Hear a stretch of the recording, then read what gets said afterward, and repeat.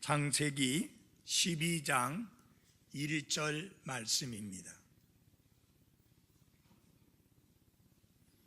그런데 전에 주께서 아브라함에게 이르시되 너는 네 고향과 친족과 아버지 집에서 나와 내가 네게 보여줄 땅으로 가라.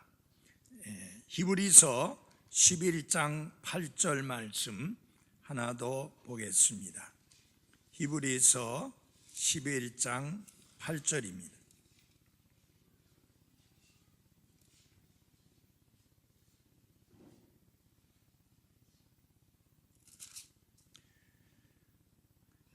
이 말씀 우리 함께 한 목소리로 좀 읽겠습니다. 11장 8절입니다. 시작.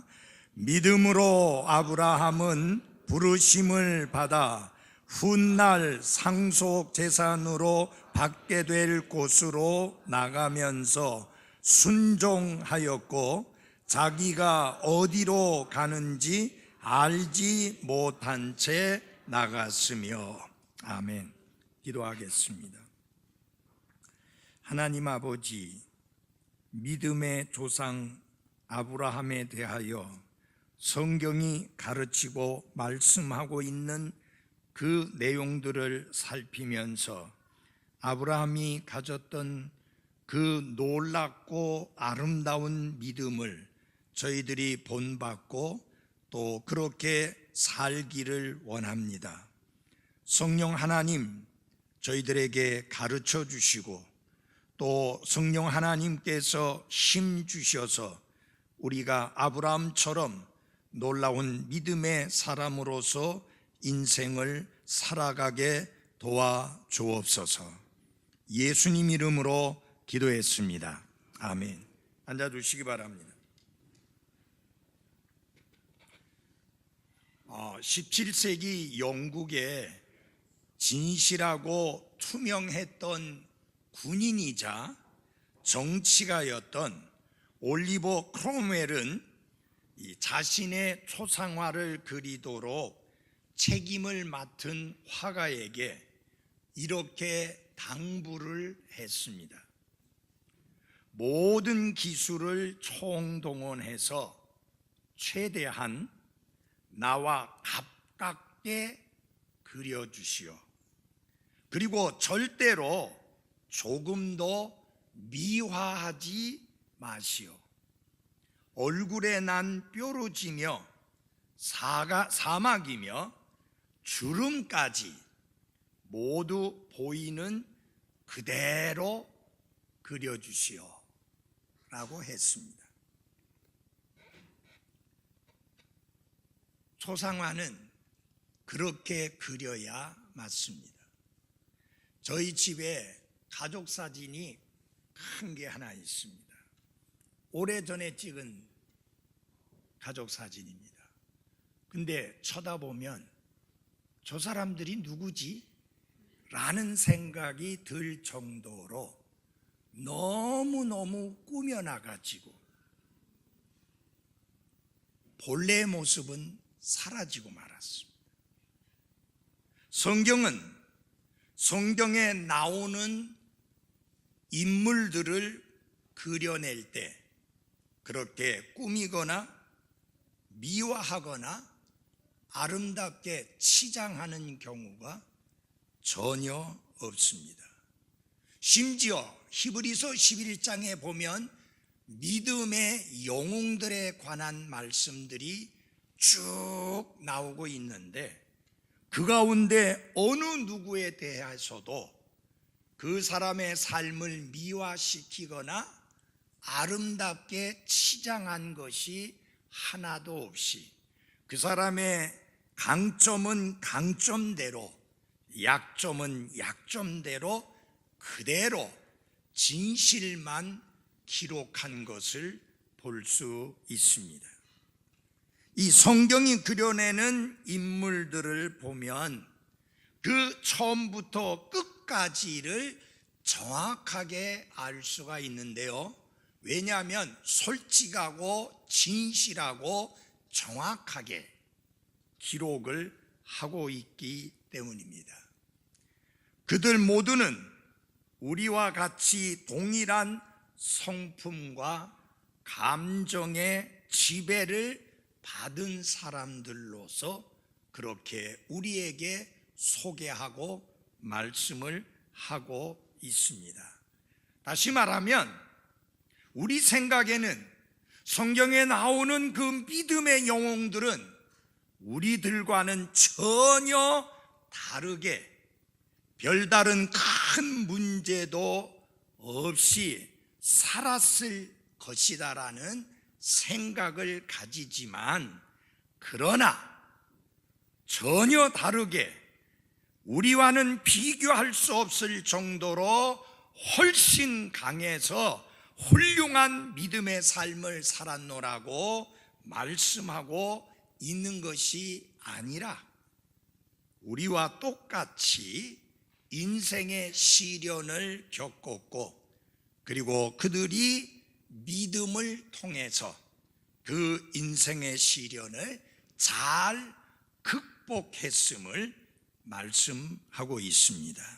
그래서 성경의 인물들의 삶을 자세히 살펴보면 그들 모두에게 여러분과 저처럼 이 아킬레스건, 아킬레스 텐던, 즉 치명적인 약점이 그들에게도 우리처럼 똑같이 있었다는 사실을 발견하게 됩니다.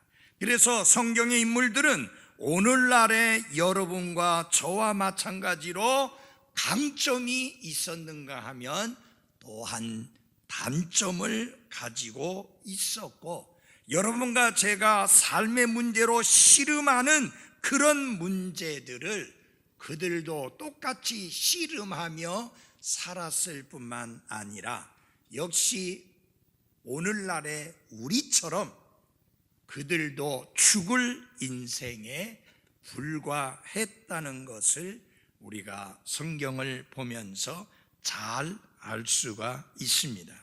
그러나 그들이 강점과 약점을 가지고 있었던 우리와 똑같은 본성과 감정의 지배를 받은 사람들이었다 할지라도 그들의 삶은 여러분과 저에게 가르쳐 주는 바가 매우 많습니다.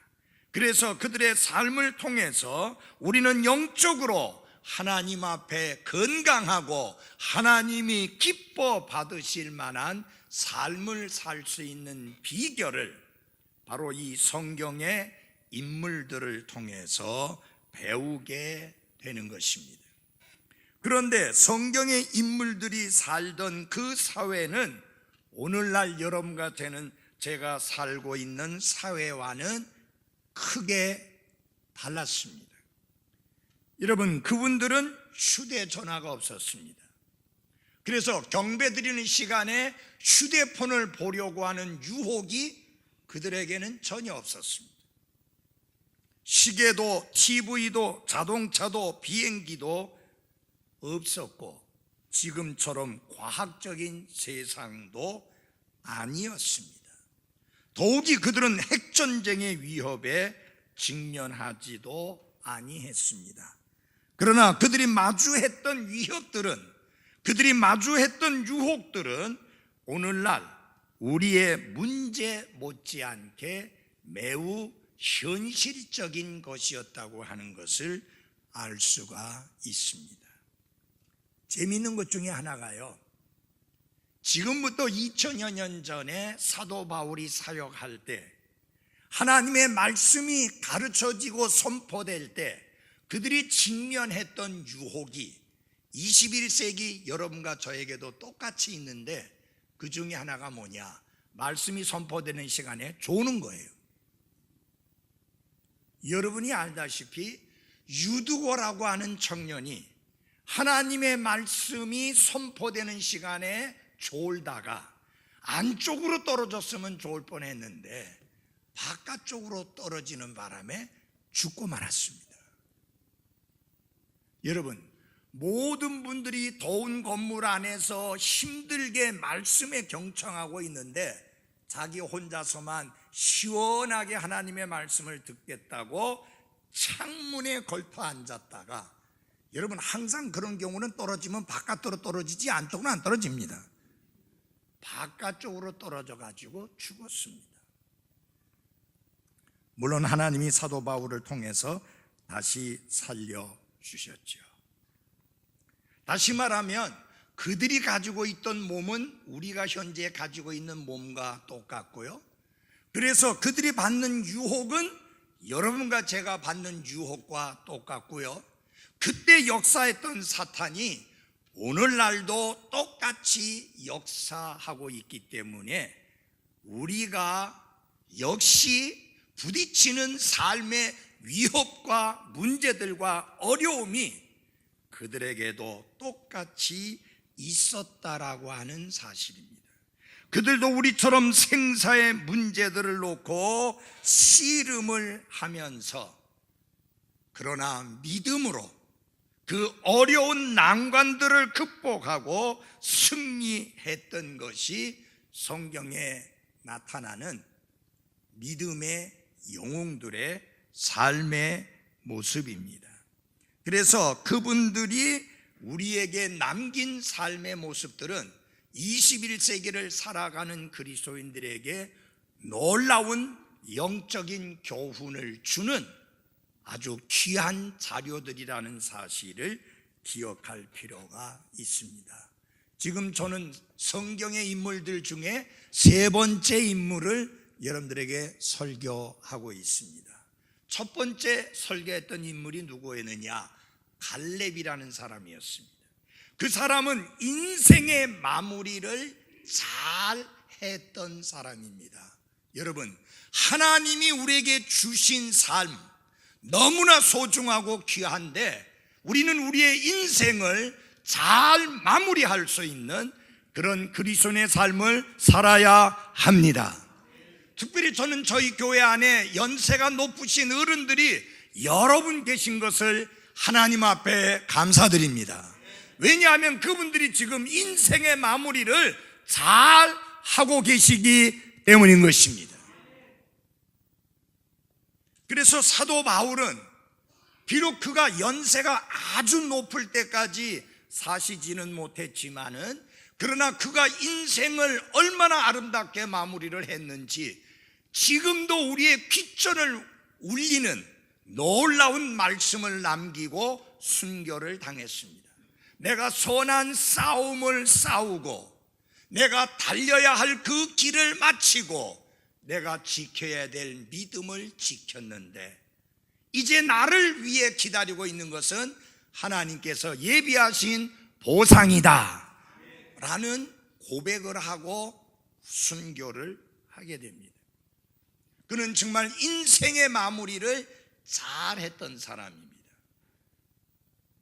제가 나이가 들어가면서 지금 그래도 70이 넘어서 75이면 내년이면 75이니까 생각이 많습니다. 무슨 생각이 많느냐? 어떻게 하면 나의 인생을 잘 마무리할 것이냐? 그런데 이것은 나이가 드신 분들만의 고민이 아니라 모든 그리스도인들이 고민해야 될 중요한 문제라는 사실을 잊지 마십시오. 왜 그러느냐? 인생이 내일 일을 알지 못하기 때문입니다. 언제 우리의 삶이 끝나고 마치게 될지를 알지 못하기 때문에 우리는 하루하루를 내게 주어진 마지막 날을 맞이하는 사람처럼 그렇게 아름답게 하루하루를 마무리하는 그리스도인의 삶을 살아가야 하는 것입니다. 그 다음에 노아를 통해서 여러분들에게 말씀드린 것은 무엇이냐? 노아의 삶이 우리에게 주는 교훈이 무엇인가?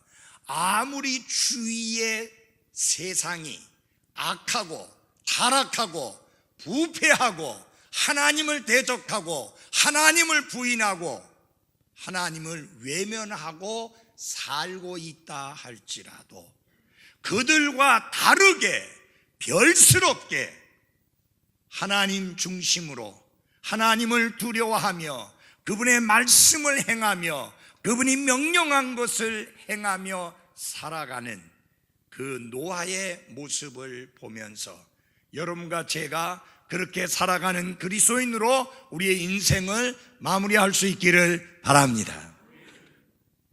여러분, 노아는 한 번도 본 적이 없는 것에 대한 경고의 말씀을 들었을 때 그 경고의 말씀을 두려움으로 받아들였고, 그러기에 하나님이 명령한 대로 방주를 짓고 가족들이 구원받을 수 있는 길을 예비했던 사람인 것을 볼 수 있습니다. 이렇게 성경의 인물들을 보면서 우리는 누구의 모습을 보게 되느냐? 아브라함의 모습만 보는 게 아니라, 그리고 노아의 모습만 보는 게 아니라, 갈렙의 모습만 보는 게 아니라 내 모습을 볼 수 있어야 하는 것입니다. 그리고 정말 내게 필요한 것이 무엇인가 하는 것을 볼 수 있어야만 하는 것입니다. 그리고 지금 하나님과 내가 맺고 있는 관계가 정상적인지, 이대로 계속되면 되는 것인지, 아니면 변화가 필요한 것인지 자기 자신을 돌아보고 살필 수 있는 그런 기회를 가져야 되는 것이 성경의 인물들을 살펴보는 이유 중에 하나인 것입니다.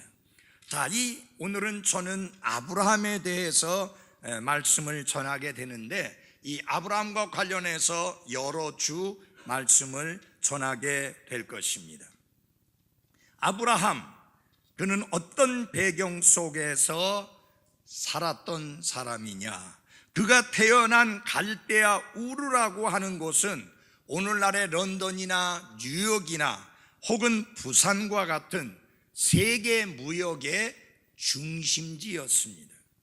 그곳은 혼잡한 상업 중심지였고, 고도로 발달된 물질적, 지적 문명을 누리던 화려한 도시가 갈대아 우르였습니다.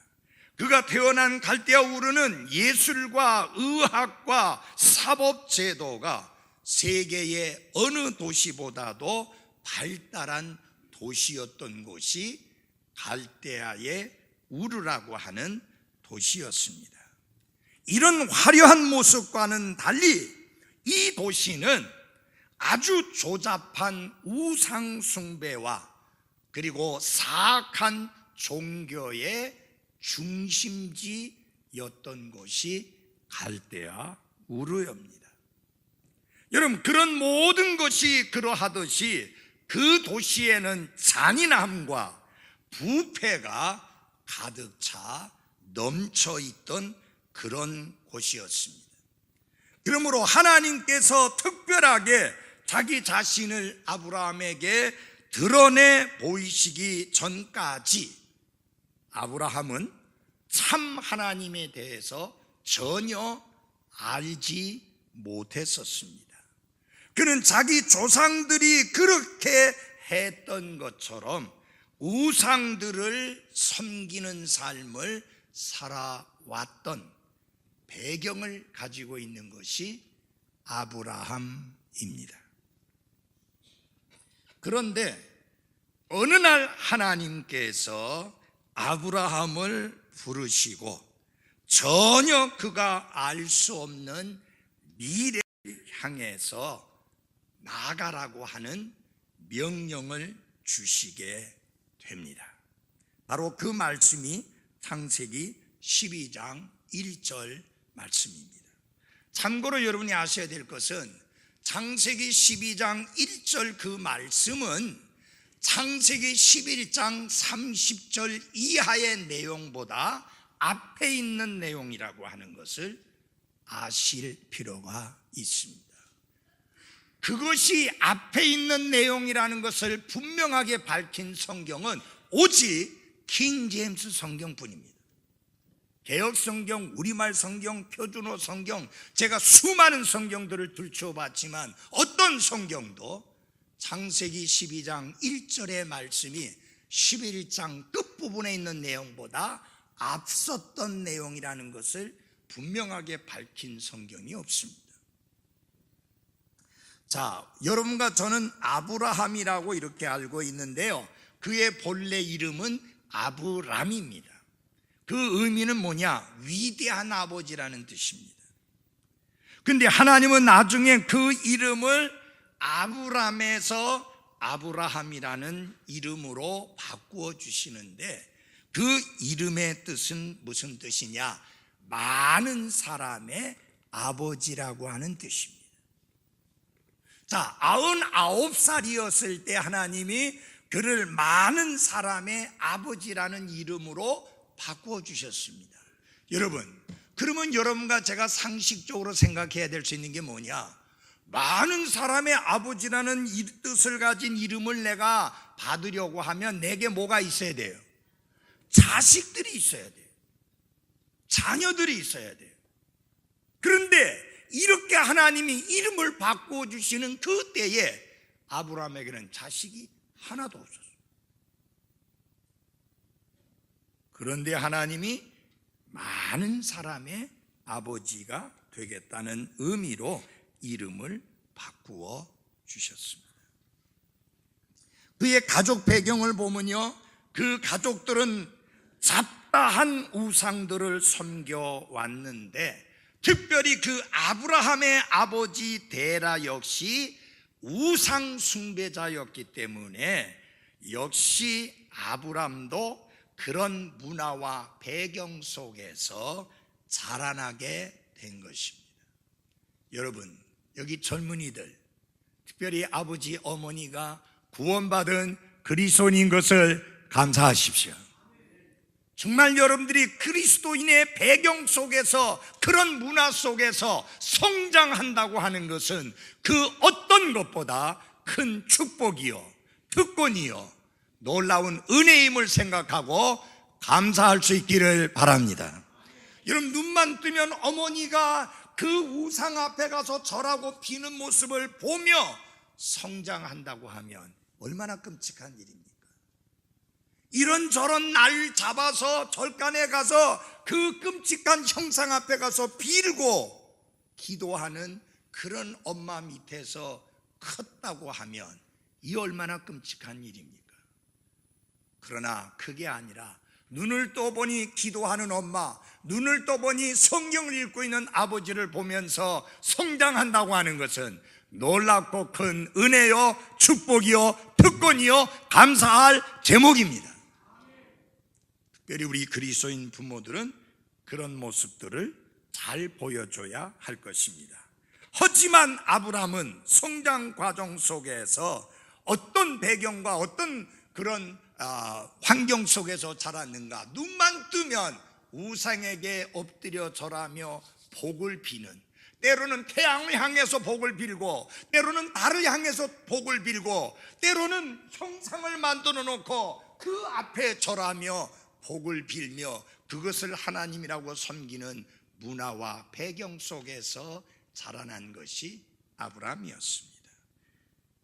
그럼에도 불구하고 그 우상 숭배자들 사이에서 하나님께서 특별히 아브라함에게 나타나셔서 그에게 명령을 하십니다. 그게 바로 창세기 12장 1절 말씀입니다. 한번 같이 보시겠습니다. 성경을 찾아주십시오. 창세기 12장 1절입니다. 그런데 전에 주께서 아브라함에게 이르시되 너는 내 고향과 친족과 아버지 집에서 나와 내가 내게 보여줄 땅으로 뭐예요? 가라. 나오라. 그리고 가라 라고 하나님께서 말씀하십니다. 여러분, 갈대아 우르를 떠나서 하란으로 가고 그리고 마침내 가나안으로 가는 것은 아브라함의 계획도 목표도 그의 꿈도 전혀 아니었습니다. 그런데 하나님께서 갈대아 우르에서 하나님이 아브라함을 부르셨고 그곳을 떠나라고 명령을 하셨습니다. 이 하나님의 명령에 대하여 아브라함이 어떻게 반응했습니까?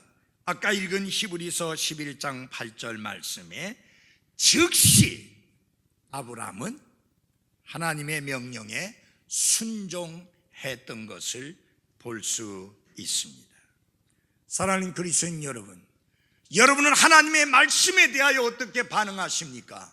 여러분은 여러분이 읽는 하나님의 말씀에 대하여, 여러분이 듣는 하나님의 말씀에 대하여, 여러분이 가르침을 받는 하나님의 말씀에 대하여 여러분은 어떻게 응답하며 반응하십니까? 여러분, 예배라고 하는 것은 하나님의 말씀의 선포와 그 말씀에 대한 인간의 응답으로 이루어지는 게 예배요 경배입니다. 그러므로 여러분 잘 주의해서 잘 들으십시오. 선포된 하나님의 말씀만 있고 그것으로 끝나버린다면 그것은 경배의, 예배의 반쪽밖에 안 되는 것입니다. 선포된 하나님의 말씀에 대한 우리의 응답과 반응이 있을 때 그것이 진정한 경배요 예배라는 사실을 잊지 마시고, 하나님이 찾으시는 사람이 바로 그렇게 경배하는 자들을 찾고 있다는 사실을 명심해야 할 것입니다.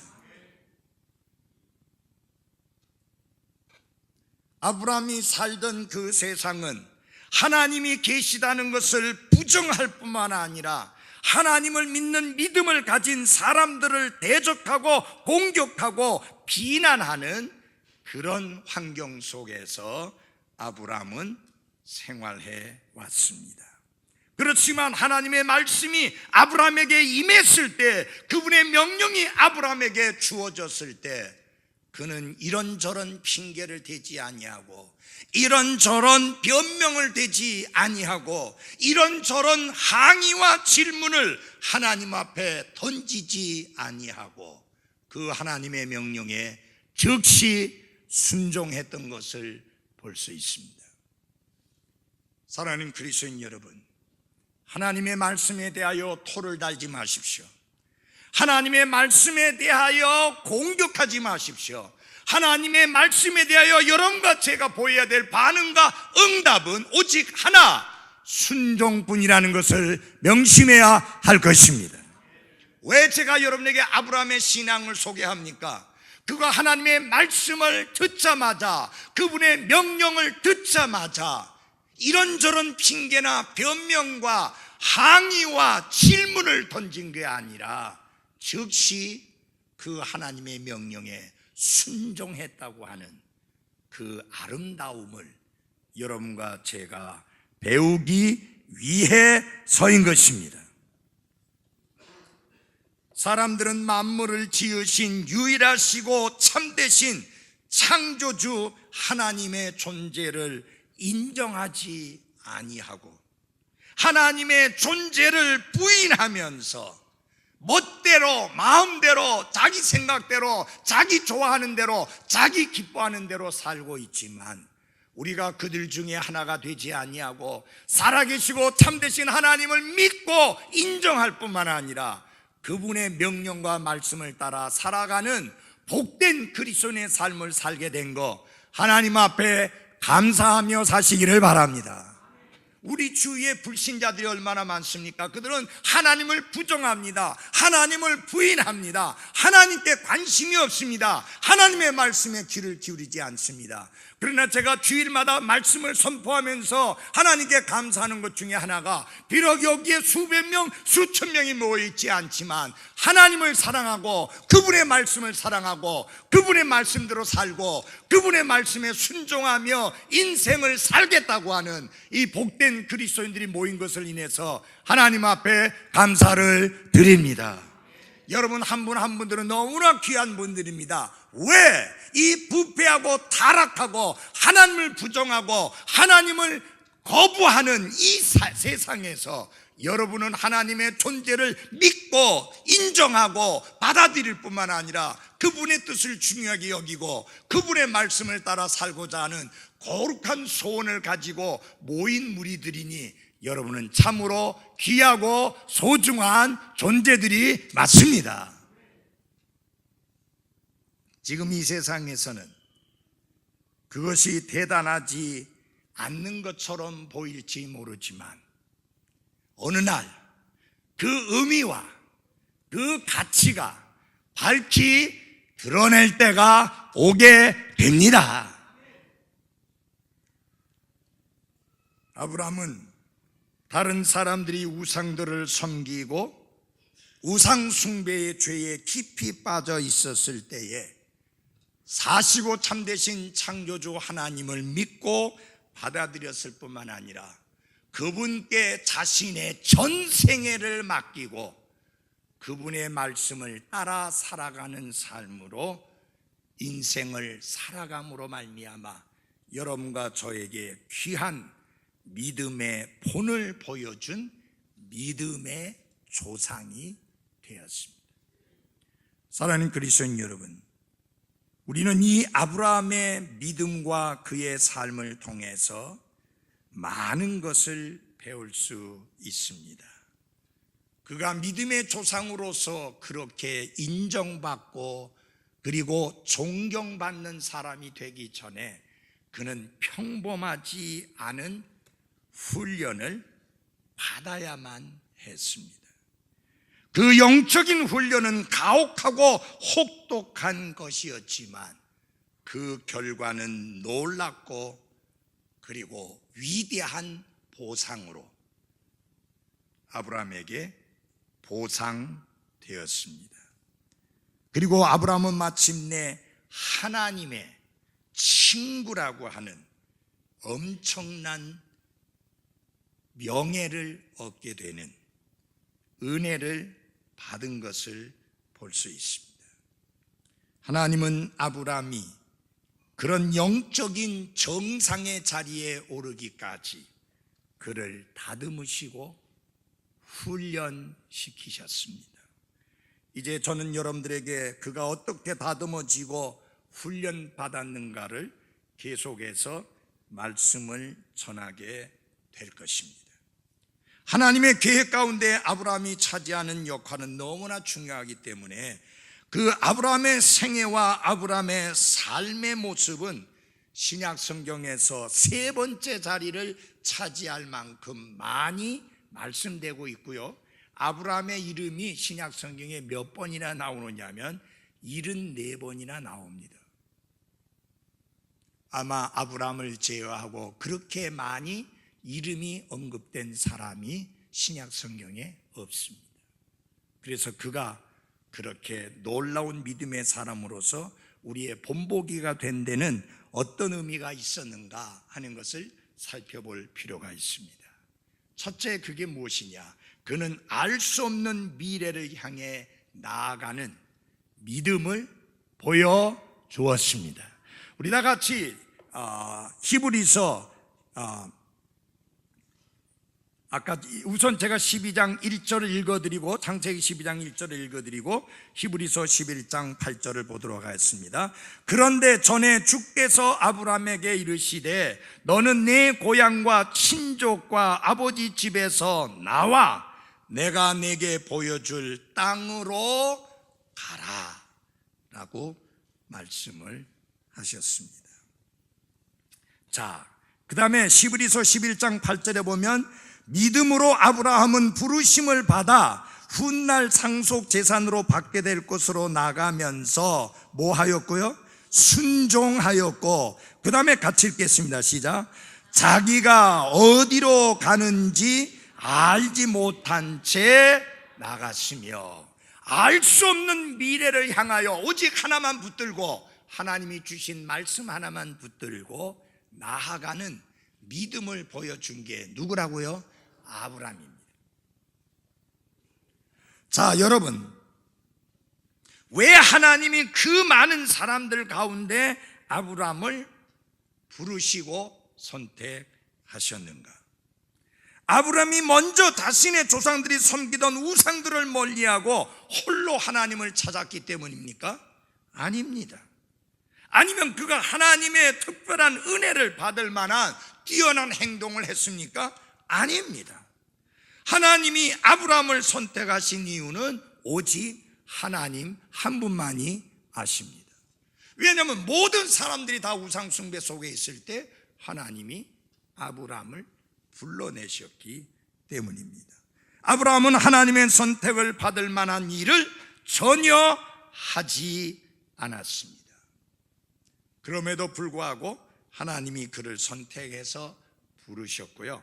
중요한 것은 뭐냐면은 하나님이 부르시고 그에게 주신 명령은 너무 힘든 것이었습니다. 고향을 떠나라, 친족을 떠나라, 아버지 집을 떠나라, 그리고 내가 내게 보여줄 땅으로 가라. 근데 하나님, 그 땅이 어딥니까? 그 땅 이름이 뭡니까? 그 도시 이름이 뭡니까? 그 나라 이름이 뭡니까? 라고 물었을 때 하나님은 아무 대답도 안 하셨어요.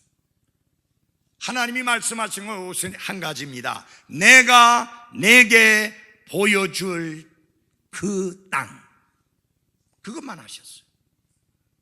여러분 한번 생각해 보시기 바랍니다. 여러분 스스로가 아브라함이라고 생각해 보시기 바랍니다. 여러분은 지금 75세입니다. 아내는 60대 중반입니다. 평생 한 곳에서만 살아왔습니다. 날 때부터 알고 지낸 가족들과 친구들과 이웃들이 있는 곳이고 익숙해 있는 도시, 거기에서 75년 동안 살아왔었는데 갑자기 하나님이 아브라함에게 뭐라고 말씀합니까? 짐을 싸서 알 수 없는 그곳을 향하여 나아가라, 그렇게 말씀을 하신 것입니다. 여러분, 이 하나님의 명령에 순종하기가 쉽지 않잖아요. 이웃 사람들이 묻습니다. 막 짐을 챙기고 하니까 뭐 하는 거요? 우리가 여기 떠납니다. 그럼 어디로 가요? 몰라요. 아니, 어디로 가는지 모르면서 떠난다고요? 예, 몰라요. 하나님이 보여줄 것이라고 말씀했습니다. 우리는 그것만 믿고 그것만 붙들고 나아갑니다. 하나님의 부르심에 순종하는 이 아브라함의 모습은 바로 무엇의 표현입니까? 믿음의 표현입니다. 아브라함이 약속하신 땅을 향해서 갈대아 우르를 떠났을 때 그 약속한 땅이 어디인지 알지 못했지만 아브라함은 자기를 부르신 하나님께서 완전하시며 신뢰할 만한 분이라는 사실을 확신을 하고 아무런 주저함이나 망설임 없이 그분의 명령에 순종해서 떠납니다. 코리텐붐이라고 하는 그리스도인 자매가 이런 말을 했습니다. 믿음은 볼 수 없는 것을 보고 믿을 수 없는 것을 믿으며 불가능한 것을 받아들인다. 바로 아브라함이 그러했습니다. 아브라함의 믿음은 절대적인 것이었습니다. 하나님을 절대적으로 신뢰했고 하나님을 절대적으로 신뢰했기 때문에 하나님의 명령에 순종해서 움직이게 된 것입니다. 우리는 지금 무엇을 붙듭니까? 하나님의 말씀을 붙듭니다. 하나님의 말씀을 신뢰하기 때문에 하나님이 말씀하신 것에 순종하며 나아갈 수 있게 되는 것입니다. 사랑하는 그리스도인 여러분, 우리는 믿음으로 걷고 보는 것으로 걷지 않습니다. 지금은. 그러나 우리가 믿음으로 바라보았던 그것을 실제로 현실로서 보게 될 그 순간이 여러분과 저에게 찾아옵니다. 우리는 믿음으로 하나님의 왕국과 그분의 나라를 쳐다봅니다. 지금. 그러나 우리가 어느 날 실제로 그 하나님의 나라에 들어가 있게 될 것입니다. 우리는 믿음으로 예수님을 바라봅니다. 그런데 어느 날 예수님을 페이스 투 페이스, 얼굴과 얼굴로 맛보게 될 것입니다. 그때까지는 우리는 믿음으로 걷고 보는 것으로 걷지 아니합니다.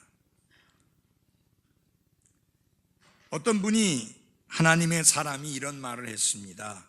믿음은 증거가 없음에도 불구하고 믿는 것이 아니라 어떤 결과가 따른다 해도 순종하는 것이 믿음이다. 이것을 잘 보여준 것이 바로 다니엘의 세 친구들입니다.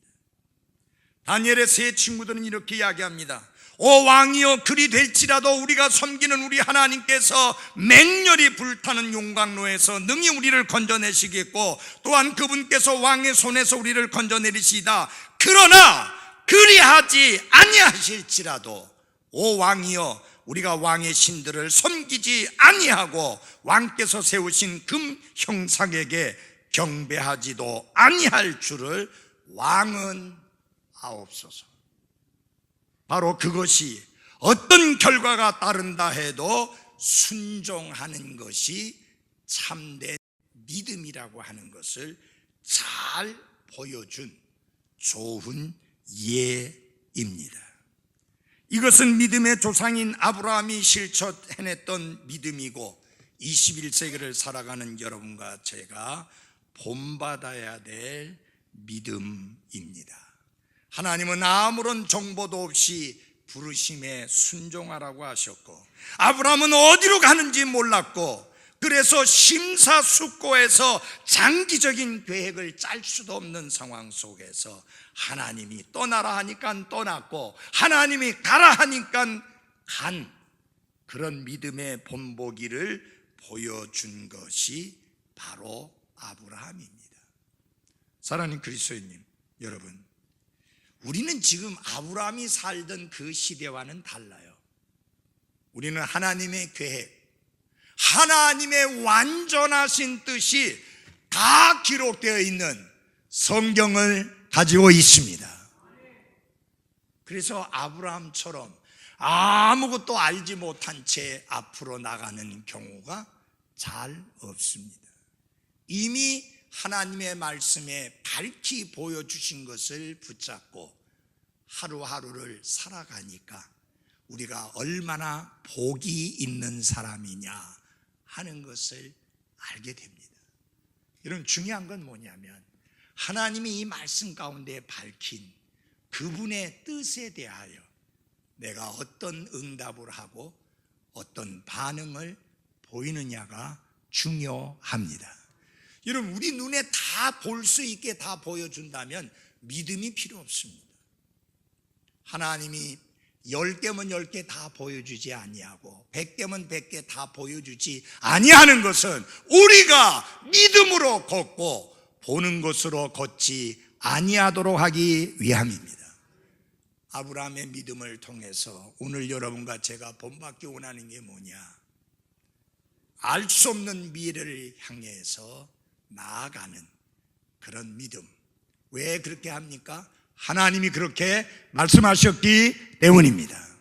여러분과 제가 살아가는 인생은 미지의 길, 알지 못하는 길을 가는 겁니다. 여러분, 내일 무슨 일이 있을지 모르잖아요. 1년 후에 무슨 일이 있을지 모르잖아요. 당장 오늘 무슨 일이 있을지 모르잖아요. 그렇기 때문에 우리는 내일 일을 알지 못하지만 이 땅에다가 정을 두지 아니하고 하나님의 말씀을 붙잡고 하루하루 살아가는 나그네의 인생길이라는 것을 잊지 마십시오. 아브라함은 한마디로 말해서 믿음의 여행자입니다. 여행자는요, 집이 따로 있어요. 때로는 그의 지금 현재 숙소가 엄청 좋을 수도 있고 나쁠 수도 있습니다. 그가 먹는 음식들이 좋을 수도 있고 나쁠 수도 있습니다. 그러나 항상 여행자의 생각과 마음속에는 어디를 그리워하느냐? 자기 집, 자기 본향, 그것을 그리워합니다. 죄 많은 이 세상은 내 집 아니라는 찬송처럼 하나님이 여러분에게 주신 집이 어떤 것이든지, 하나님이 여러분에게 주신 삶이 어떤 것이든지 감사함으로 받으십시오. 그러나 잊지 말아야 될 것은 이 죄 많은 세상은 여러분과 내가 영원히 살 집이 아니라는 사실을 기억하고 눈을 들어 위를 보는 믿음으로 하루하루 살아가기를 바랍니다. 너무 힘들거든, 환경이 잘 안 풀리거든, 이거 기억하십시오. 여기는 내 집이 아니다. 나그네의 삶이요 순례자의 삶이기 때문에 이런 시련, 이런 아픔, 이런 고통이 있다. 그런데 어느 날 내가 집에 도착하면 전혀 눈물도 고통도 이별도 슬픔도 아픔도 전혀 없는 그곳에 들어간다는 것을 명심하며 살아가기를 바랍니다. 아프리카에서 오랜 세월 선교 활동을 하고 이제 그 선교사로서 이제 더 이상 사역하기 힘들어서 고국으로 돌아오게 되었습니다. 이 고국으로 돌아오는데 그때는 그 배를 타고 이렇게 항구에 도착을 했는데 보니까 이 군악대 같은 사람들이 나와가지고 막 나팔을 불고 그 악기를 연주하면서 굉장한 환영 인파들이 거기 있었습니다. 그래서 가만히 생각을 해보니까 야, 그래도 하나님이 나를 버리시지는 않는구나, 외면하시지 않는구나. 저렇게 악기를 연주하는 사람들을 내보내가지고 이 오랜 세월 선교 사역을 하고 돌아오는 나를 환영해 주는구나 라고 생각하고 위로를 받고 내려오는데 자기 뒤로 누가 오는가? 전쟁터에 나가서 싸우고 돌아오는 군인이 오는데 실은 선교사를 환영하는 게 아니라 그 군인들을 환영하기 위해. 그래서 이 선교사가 화가 났어요. 섭섭했어요. 원망이 생겼어요. 하나님, 나는 평생을 선교사로서 선교지에서 목숨 바쳐 섬기다가 이제 돌아오는데 나를 위해서 환영해 주는 사람은 한 사람도 없고 결국은 가서 다른 사람 죽이고 돌아오는 저 군인들을 위해서는 저렇게 대대적인 환영을 하니 이게 어찌 된 일입니까? 라고 항의를 했습니다. 여러분, 하나님의 대답이 무엇일까요? 아들아, 너는 아직 집에 온 것이 아니다. 여러분, 우리는 아직 집에 가지 않았습니다. 이 세상에서 나그네로서 삽니다. 그렇기 때문에 시련도 있고 아픔도 있고 눈물도 있고 고통도 있고 어려움도 있는 것입니다. 우리가 집에 가면 더 이상 그런 일이 없습니다. 그때까지는 믿음으로 걷고 보는 것으로 걷지 않는 그리스도인으로 살아갑시다. 기도하겠습니다.